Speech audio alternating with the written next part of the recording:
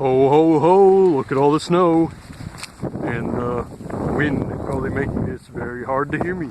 But I've done a wee bit more work in the cold. I've got the left arm halfway mounted. The upper hinge is installed, just need to put the lower hinge. Then it will be ready to be moved around. And I need to put on the other hand, but maybe I'll leave the boxing glove off.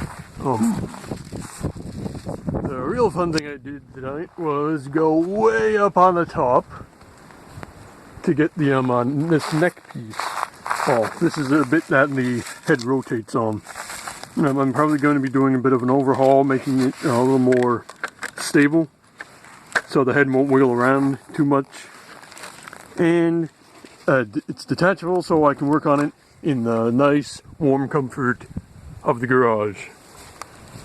But it was a lot of fun holding on with one hand to one of the struts inside the cockpit, hanging out there, reaching around and unscrewing the neck piece at the top. But you know, I'm working on a mech.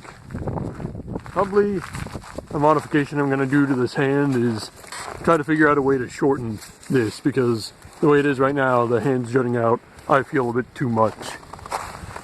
So either attach to the hand directly to the inner socket, or just get rid of the entire socket mechanism and just put one long bit of PVC going up into the forearm. There's our 5-foot skeleton scale, so that's a good 10 or so feet off the ground. So a lot of fun with the wind blowing, trying to blow me off and all that sort of fun stuff. But hold on tight and do things carefully, and well, you can do just about anything. I mean, if those dudes could hang out on girders constructing those skyscrapers back in the 30s, I can certainly build my giant robot.